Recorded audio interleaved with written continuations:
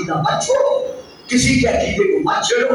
ہم کسی قسم کا اعتراض نہیں کرتے، لیکن اپنی پبلک کو سمجھانے کے لیے، اپنے جوانوں کو بتانے کے لیے، اپنے عقیدوں کو بات دینے کے لیے یہ تو کہنا ہم پر واجب ہے نا.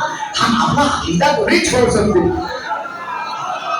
تو یہ تو ہمیں بتانا پڑے گا کہ بھئی جب ایک ایک حرف میں 70,000 معانی پوشیدہ ہے، تو اب لاؤ کو جو یہ بتا سکے کہ ان 70,000 کی بات نہیں، ان کے ایک ایک معنی میں جو 70,000 اور ہیں. میں ان کا بھی علم رکھتا ہوں. وَكُلَّ شَيْءٍ أَحْصَيْنَاهُ فِي إِمَامٍ مُبِينٍ. یہ اللہ فرما رہا ہے وَكُلَّ شَيْءٍ أَحْصَيْنَاهُ، ہر شے کو ہم نے گن کر شمار کر کے سینہ امام مبین میں رکھ دیا ہے. تو اب وہ امام مبین کون ہے؟ اب وہ امام مبین آسینہ ہم نے گن کے رکھ دیا ہے. وہ امام مبین کون ہے؟ تو اب جو اس امام مبین کو تلاش کرو گے تو میں دوسری تفسیروں کی طرف نہیں جا سکتا. شیعہ کا تفسیر میں یہ ہے کہ کچھ دو بزرگوں نے اس آیت کے نزول پر رسول سے پوچھا، یا رسول اللہ کیا اس امام مبین سے مراد تورات ہے؟ فرمایا اللہ نہیں. اچھا زبور ہے؟ فرمایا وہ بھی نہیں. مولا کیا انجیل ہے؟ فرمایا نہیں وہ بھی نہیں ہے. اچھا یا رسول اللہ پھر قرآن تو ہے؟ فرمایا نہیں قرآن بھی نہیں ہے. کہا یا رسول اللہ قرآن بھی نہیں ہے تو پھر امام مبین کون ہے؟ فرمایا ادھر دیکھو جس کو دیکھنا عبادت ہے.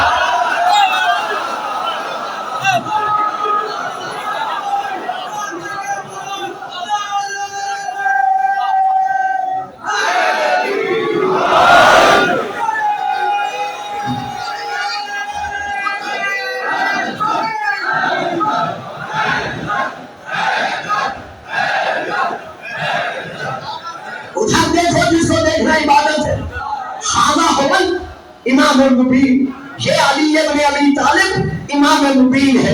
تو میں اس کو آگے نہیں بڑھاتا، میں صرف تمہیدی کلمات عرض کر رہا ہوں کہ جب قرآن کا مقام علم یہ ہے تو آج یہ کہنا کہ قرآن کافی ہے اچھا نہیں. ہم آپ سے کچھ نہیں کہتے، ہم ان بچوں کو سمجھا رہے ہیں وہ اللہ کی توحید سے بڑھ کر اور کون سا مسئلہ ہے دین کا.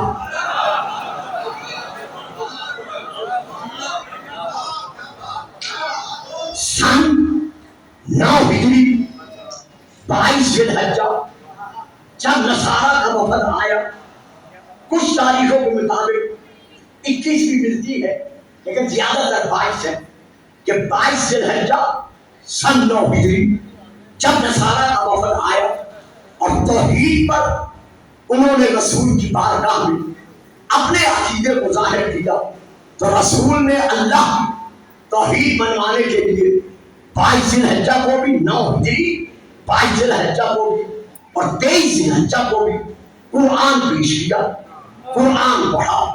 لیکن وہ اپنی مادیت کے پیش نظر اپنے ضد پر قائم رہے. اب اللہ کو فرمانا پڑا کہ ان سے کہہ دے کہ پہلے تم نے شامت پڑھا ہے جو میری توحید ان سے نہیں منوا سکا، اب تو ان سے کہہ دے فَقُلْ تَعَالَوْا نَدْعُ أَبْنَاءَنَا وَأَبْنَاءَكُمْ.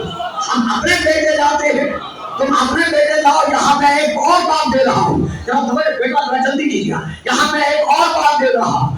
اگر قرآن اکیلا خدا کی توحید منوانے کے لیے کافی ہے تو اللہ نے رسول سے جو